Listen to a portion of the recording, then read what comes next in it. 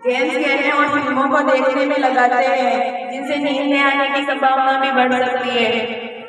जैसा कि इन्होंने कहा कि मोबाइल से लोग फिल्म देखते हैं, गेम खेलते हैं, तो हम आपको एक बात बता दें कि फिल्म देखने के पहले भी हमें पूरी फिल्म की जानकारी दी जाती है, लेकिन हम उस पर तो क्लिक नहीं करते, हम तो डायरेक्ट फिल्म पर जाते हैं। अगर कोई मूवी हमें अच्छी नहीं लगती, फिर हम उसकी आलोचना पर शुरू हो जाते हैं कि ये तो ऐसी है, ये मूवी वैसी है, इसमें ऐसे ट्रेलर से ये ऐसी है, ये वैसी है, लेकिन हम ये नहीं देखते कि इसकी पहले पूरी जानकारी दी जा सकती है, उसके डायरेक्टर का नाम, उससे संबंधित जो भी जानकारी होती है वो हमें पहले दी जाती है। और रही बात गेम्स की, तो गेम्स के द्वारा हम आज अपना व्यापार भी चला सकते हैं।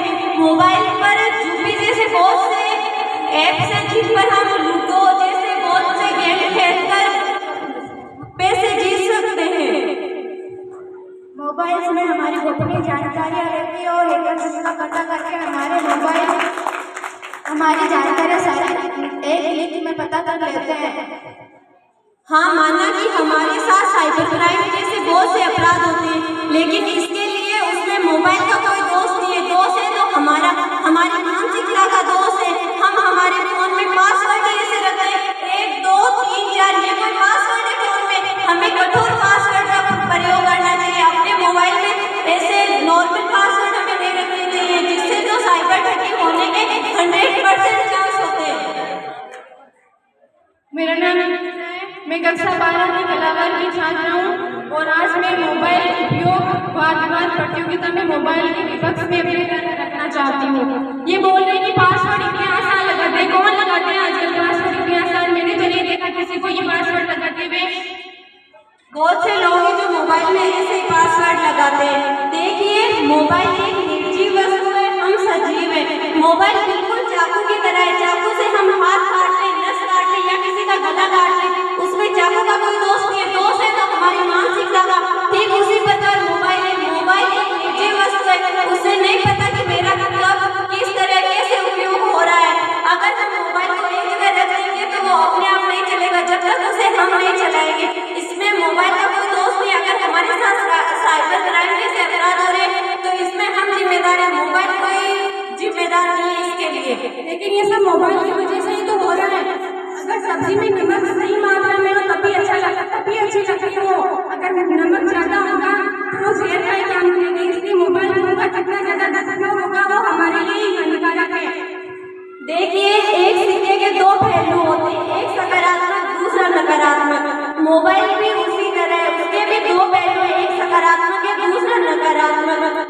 जरूरी ये नहीं कि उसके सकारात्मक पहलू दिखे या नकारात्मक पहलू, जरूरी ये है कि हम उसका किस तरह से उपयोग करते हैं। हमें मोबाइल का उपयोग करना चाहिए लेकिन सीमित मात्रा में रहकर। उसका इतना उपयोग नहीं करना चाहिए कि हम उसके अधीन ही हो जाए, उसके बिना हम जी ना सके, खा ना सके, पी ना सके। यही तो हम कहना चाह रहे हैं कि आज ऐसा ही हो रहा है। और अभी जो हमने पीछे गाना सुना था वही इसी के बारे में था। आज मोबाइल का उपयोग इतना बढ़ गया है और उसके नकारात्मक परिणाम इतने ज्यादा हो गए कि आज हमें उसी के कारण ये डिबेट करनी पड़ रही है।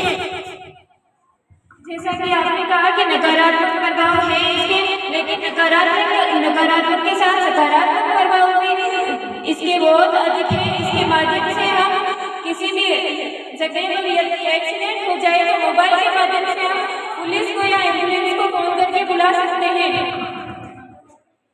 आपने कहा कि अगर एक्सीडेंट हो जाए तो हम जल्दी से बुला सकते हैं, लेकिन ये एक्सीडेंट होती मोबाइल की वजह से। रिपोर्ट 2021 में 1997 एक्सीडेंट हुए, उनमें से 1040 की मौत भी हो गई। और ये मौत के कारण हुई है कि वो चालक गाड़ी चलाते समय मोबाइल का उपयोग कर रहे थे। तो वो चालकों की गलती है, उसके अंदर मोबाइल की कोई गलती नहीं है। जो चालक उसका मोबाइल का उपयोग कर रहे थे, दुरुपयोग कर रहे थे, उनमें मोबाइल की कोई भी गलती नहीं है।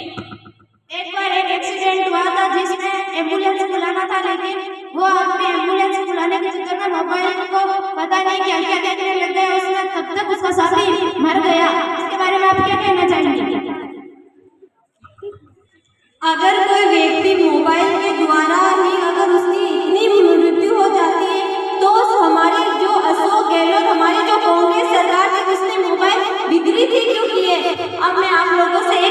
देना चाहूँगी कि मोबाइल के बहुत से सकारात्मक प्रयोग हैं, लेकिन हम सकारात्मक प्रयोगों को न देखकर सिर्फ और सिर्फ नकारात्मक प्रयोगों को देखते हैं। देखिए, मोबाइल शिक्षा के क्षेत्र में भी बहुत महत्वपूर्ण भूमिका निभाता है। आज हम विद्यार्थी अपने सिलेबस से संबंधित कोई जानकारी, अपने विद्यालय से संबंधित कोई जानकारी अगर प्राप्त करना चाहे तो हम मोबाइल में बहुत से ऐसे ऐप होते हैं जिन पर ये जानकारी प्राप्त कर सकते हैं। और बहुत से स्टूडेंट्स जो कंपटीशन एग्जाम की तैयारी करते हैं वो टेलीग्राम, मीटशोर, उत्कर्ष जैसे बहुत से ऐप हैं जिनके द्वारा अपनी जो तैयारी है उसको और ज़्यादा बेहतर तरीके से कर सकते हैं। तो इसमें सरकारी स्कूल या कॉलेज क्यों खोल रही है, तो हम मोबाइल से पढ़ रहे हैं।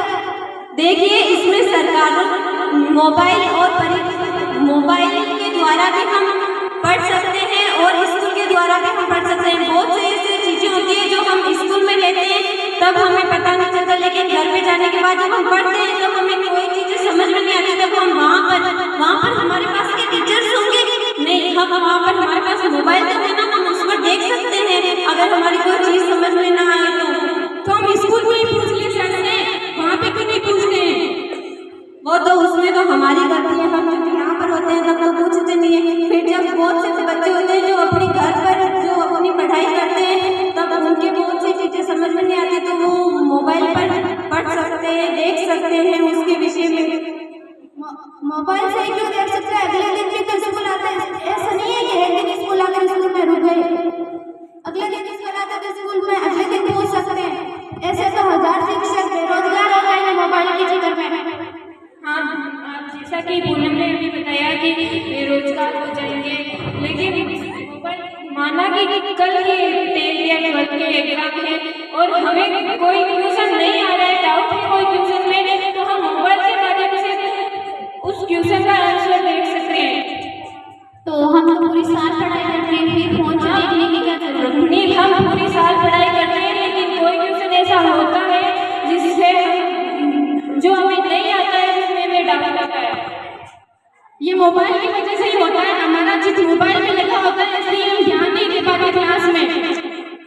स्कूल में तो हम मोबाइल साथ लेके आते नहीं है और घर पे जो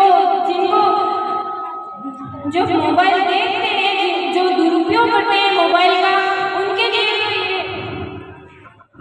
हाँ सबको पता है, सरकारों को भी पता है कि मोबाइल के नकारात्मक प्रयोग ज़्यादा हो रहे हैं, इसलिए वो स्कूलों में लाने नहीं देती है फोन, इसलिए तो शिक्षक करते हैं ताकि हम उनसे पढ़ सकें, नहीं कि मोबाइल से।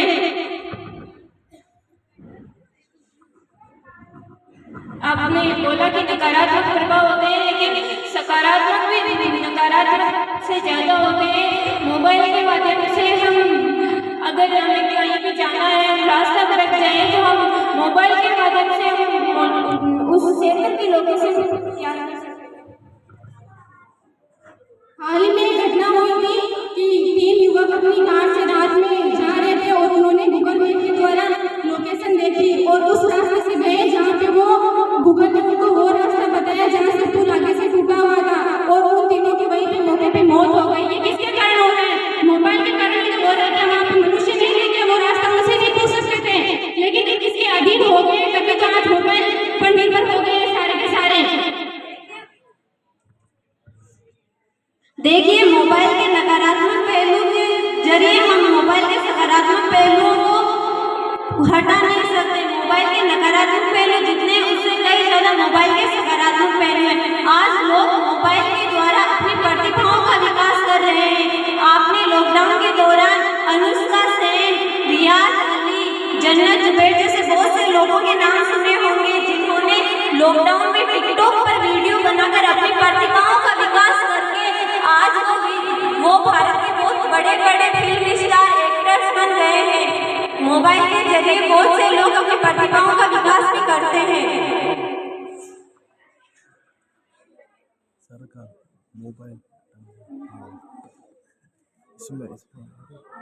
मोबाइल फोन में ज्यादा अधिकतर लोग सादगी थी, संजीवनी थी, बंदगी भी थी। मेरे दादा और दादी जी कहते थे जब इंस्टा और फेसबुक थे तभी भी क्या ऐसी ही जिंदगी थी। देखिए, वर्तमान समय में इंस्टा और फेसबुक का उपयोग बहुत अधिक हो रहा है। लोग इसका सकारात्मक उपयोग करते नहीं है और नकारात्मक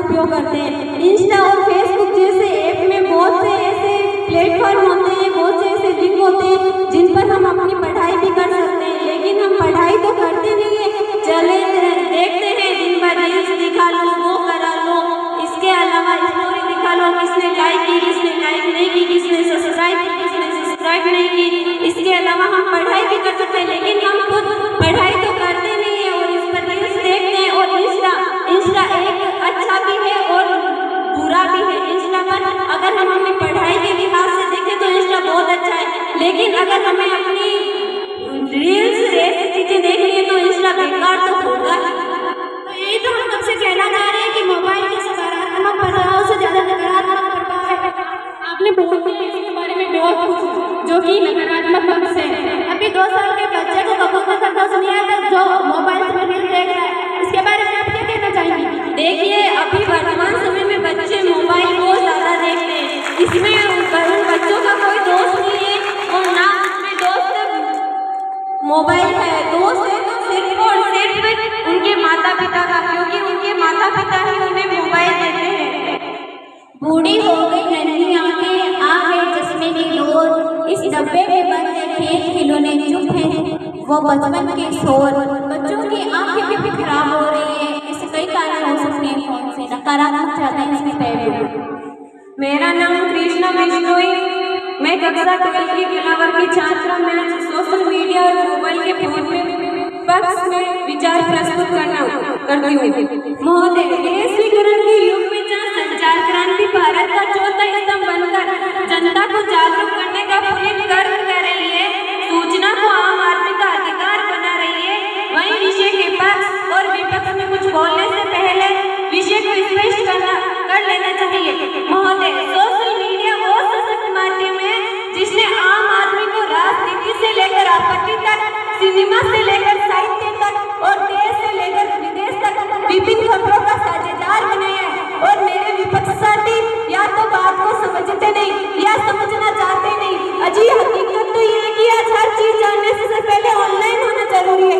जो तकनीक हमारे परीक्षा के फॉर्म करवाती है, जो तकनीक हमारे परीक्षा के फॉर्म को क्लासरूम तक पहुंचाती है, मैं पूछती हूँ विपक्ष साथियों को कि वो तकनीक भला हमें कैसे नकारात्मक दिशा की ओर ले जा सकती है।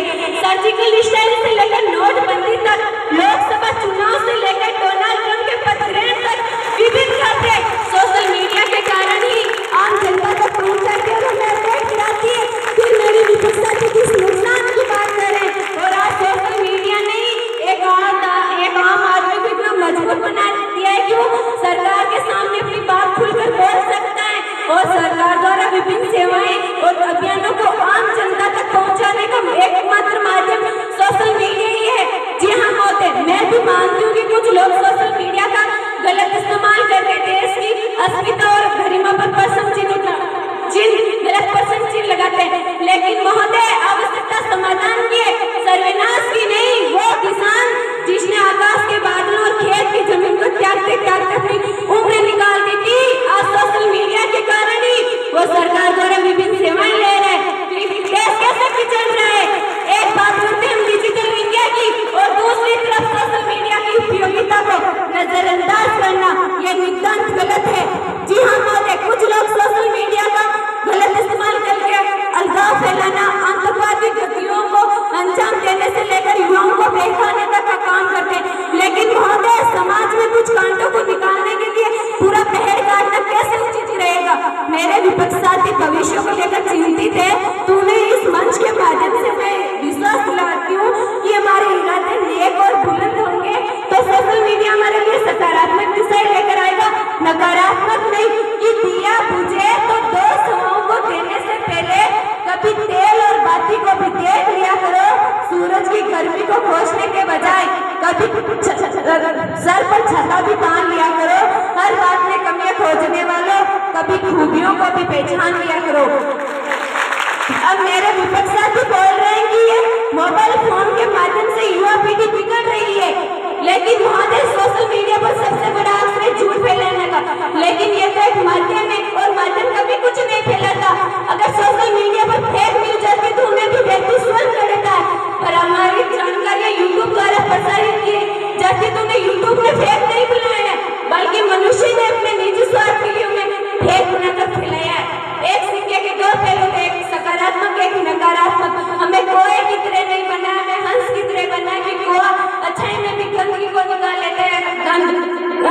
जिंदगी में सिर्फ मोती चुन लेता है। ये तो इंसानों की सोच पर निर्भर करता है कि सोशल मीडिया का कैसे इस्तेमाल किया जाए।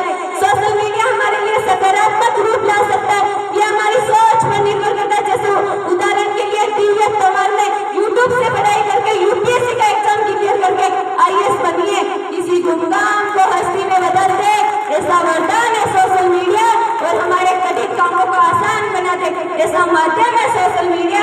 सोशल मीडिया की पहुंच और उनको सामाजिक सरोकार को समझने के लिए मैं आपको एक उदाहरण देती हूँ। किसी अस्पताल में जिंदगी और मौत से जूझ रहे एक निर्धन सामाजिक नौजवान, उनको ऑपरेशन के लिए आर्थिक मदद और दुर्बल ब्लड ग्रुप की जरूरत थी। उसके किसी एक मित्र ने तमाम सोशल अकाउंट पर उनकी बायोडाटा साझा की और मदद की अपील की। आप यकीन नहीं करेंगे कि मात्र 2 घंटों में ही उनके बैंक अकाउंट में शीघ्र धनराशि और ब्लड दाताओं की कतार लग गई। यह है सोशल मीडिया की शक्ति और सरकार। अंत में मेरे विरोध करने वालों विपक्ष साथियों को इतना ही कहना चाहूंगी, क्यों मैं बरकाली भूल यही करता रहा, क्यों मैं बरकाली भूल यही करता रहा, धूल चेहरे पर क्यों रहना साफ करता रहा। धन्यवाद। आपने इसके माध्यम से विभिन्न आंदोलन चल रहे हैं, लेकिन आजादी से पहले भी तो विभिन्न आंदोलन चले थे, इसके बारे में आप क्या कहना चाहेंगे? और देश आजाद हमारे मोबाइल की वजह से हुआ क्या भारत का संविधान मोबाइल ने बनाया था क्या? देखिए, हमने ये कहा कि देश का संविधान जो है मोबाइल के जरिए बना, लेकिन हाँ, अभी वर्तमान समय में हमारी मोदी सरकार मोबाइल के जरिए देश को डिजिटल इंडिया बनाने का सोच रही है। उसने विभिन्न ऐसे ऐप डाउनलोड, उसने विभिन्न ऐसे ऐप स्टोर किए जिसके द्वारा विभिन्न सूचनाएं दी जाती है। इसी का मैं एक उदाहरण दे देती हूँ कि इमरजेंसी अलर्ट सिस्टम पर हमारी सरकार काम कर रही है, जिसके द्वारा हमारे देश के विभिन्न लोगों को प्राकृतिक आपदाओं से संबंधित, चाहे वो बाढ़ हो, सुनामी हो या फिर भूस्खलन हो, अनेक जो प्राकृतिक आपदाएं होती है उनके विषय में पहले उन्हें सूचित कर दिया जाता है, ताकि इससे ना जानमाल का नुकसान हो ना लोगों का नुकसान हो। इसीलिए मोबाइल इतना भी बुरा नहीं है। तो मोबाइल से विभिन्न झूठी जानकारियां भी तो फैल रही है, मोबाइल के जरिए विभिन्न अपराध भी तो हो रहे हैं, इसके बारे में आप क्या कहना चाहेंगे? आजकल कोई पासवर्ड की जरूरत नहीं पड़ती और में हमारी सारी जानकारी ठगों को पता चल जाती है, इसके बारे में आप क्या कहना चाहेंगे? ये तो आप जैसे युवा है,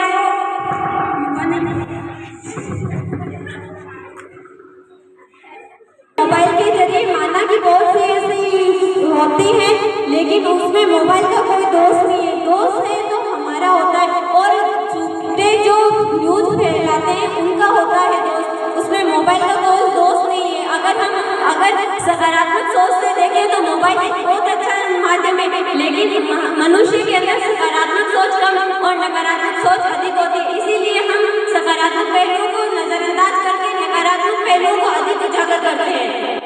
ये तो आप कब से कह रहे हैं सोच पर निर्भर करता है, सोच पर निर्भर करता है। ये कब सोच किसी की अच्छी होती है, किसी की नहीं होती, ज्यादा से ज्यादा इसका नकारात्मक उपयोग करना है।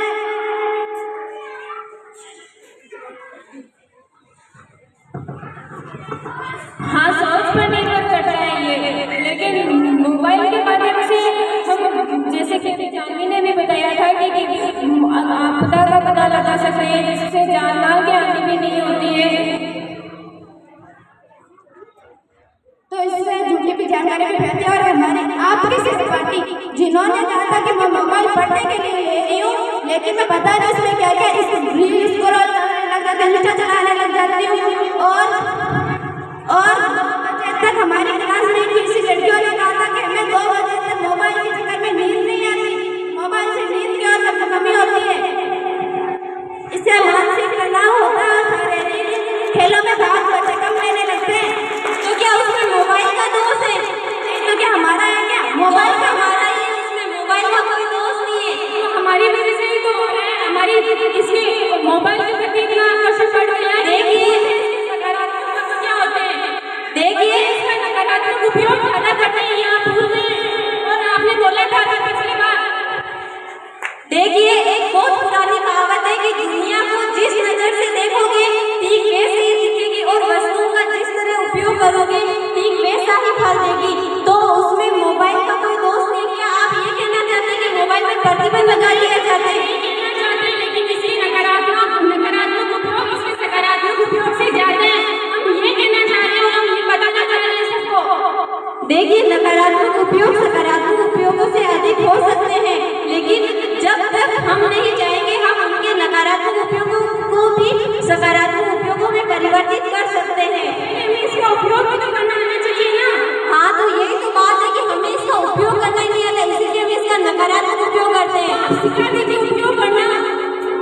आ जाइएगा मेरे पास, सिखा दूंगी।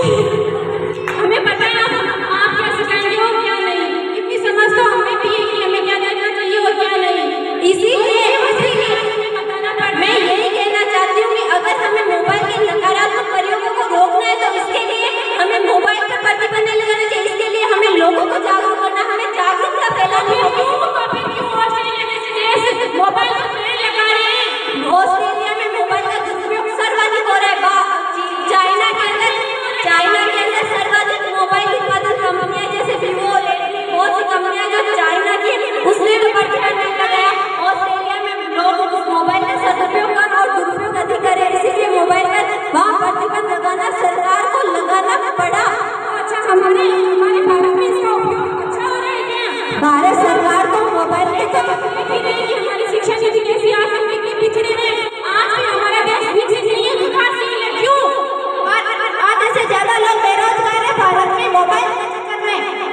बहुत से लोग मोबाइल के जरिए अपना व्यापार भी कर सकते हैं, लेकिन हम वो तो करते नहीं है।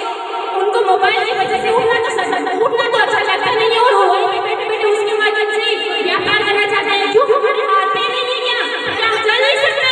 और लोग इसके चक्कर में ज्यादा से ज्यादा आलसी होते जा रहे हैं और उनकी शारीरिक